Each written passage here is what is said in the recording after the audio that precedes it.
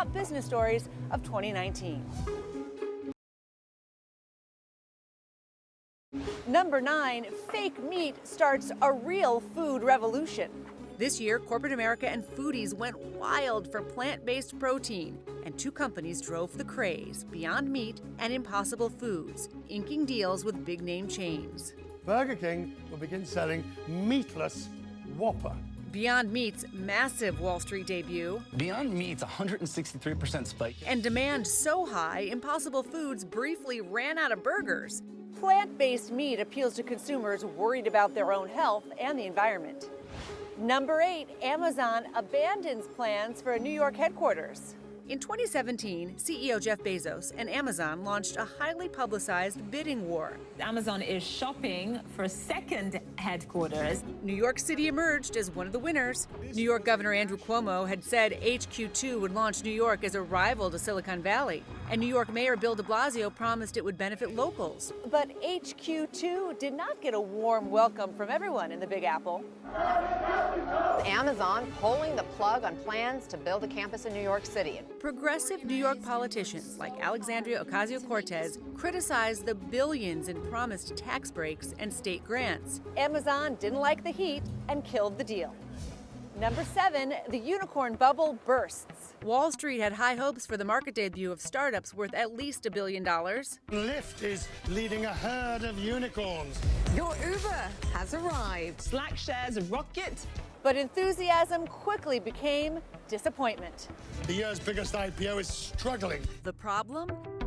The companies aren't profitable. And in the case of Uber and Lyft, Uber releases stunning statistics about sexual assault. are rocked by scandals. But the most disastrous IPO, WeWork was one of the highest flying startups, and now it can't even get its IPO off the ground. investors didn't like WeWork's huge losses and the unchecked power of founder Adam Neumann. WeWork postponed its IPO, pushed out Neumann, but not before handing him a $1 billion exit package. Meanwhile, the company laid off thousands to cut costs.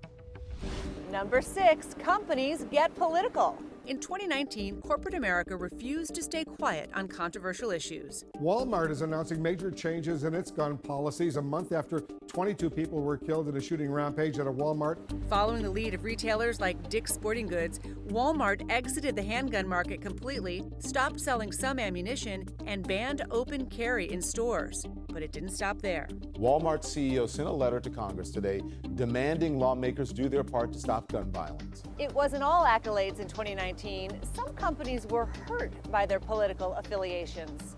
Like SoulCycle and Equinox, consumers boycotted after their billionaire owner held a high-dollar fundraiser for President Trump. And China briefly blacklisted the NBA when a general manager tweeted his support of the Hong Kong protesters. The league scrambled to backtrack, only to face backlash back home. Bipartisan outrage today at the NBA for apologizing to the government of China. The NBA has spent years and millions trying to grow in China. Number 5, the GM strike. It was the longest nationwide auto strike in 50 years. Contract talks between General Motors and the United Auto Workers broke off. These are just some of the workers that are protesting, 50,000 nationwide. For 6 weeks, UAW members stood on the picket lines, while both sides negotiated the future of a changing auto industry. The union won raises and affordable health care, but failed to get GM to shift production back to the U.S. It also couldn't keep 3 plants from closing, including a plant the president repeatedly promised Ohio voters he would save. Lordstown, Ohio, get the damn plants open. The strike cost GM nearly $3 billion. Number 4, the Boeing 737 MAX crisis. A devastating plane crash in Ethiopia with no survivors. This was the second fatal crash of Boeing's 737 MAX within 5 months, killing 346 people in all. Boeing's planes were grounded, and a flaw in the automated flight software blamed. The investigation sparked uncomfortable questions for Boeing about regulatory oversight, training standards, and if the company had rushed the 737 MAX to market. Boeing's CEO admitted to Congress and the victims' families the scrutiny was deserved. We've been challenged and changed by these accidents. We've made mistakes, and we got some things wrong. Boeing continues to work on a software fix. Until then, the 737 MAX remains grounded.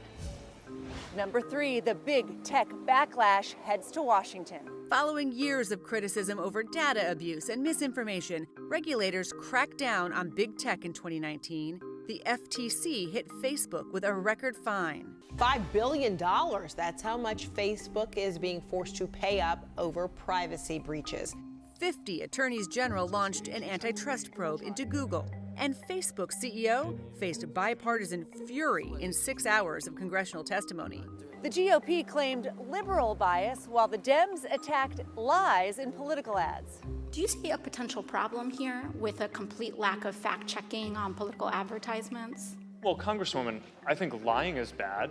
A few companies like Twitter took action, banning political ads. But time will tell if this brings real oversight to big tech. Number 2, a strong U.S. economy. Despite a global slowdown, the U.S. economy remains solid. Like the U.S. consumer, spending money and keeping the economy growing. Unemployment is at a 50-year low. The last time it was that low, the Beatles' Come Together song was at the top of the charts. Major averages on Wall Street keep hitting record highs. Hope for a U.S.-China trade deal kept stocks climbing, but you can also thank the Federal Reserve. In 2019, the Fed cut interest rates not once, not twice, but 3 times. The central bank wanted to counter uncertainty over trade. Speaking of, number 1, the U.S.-China trade war. China and the U.S. finally reached a Phase 1 agreement, but 2019 saw major fallout from the 19-month-long trade war. Trade talks seemed to move ahead, then stall, leaving progress uncertain. Meanwhile, both countries slapped tariffs on products worth hundreds of billions of dollars, slowing economic growth, shrinking the manufacturing sector, and stalling job creation there. A significant slowdown from the prior years. While U.S. farmers, many who supported Trump, felt like collateral damage in his trade war. I think he's sort of backstabbing the main people who got him into office in the Midwest. But American business and consumers pay for tariffs. The Phase 1 deal is an important first step, but not the grand course correction Trump promised at the start of the trade war. It's a narrow agreement that leaves the thorny issues for 2020.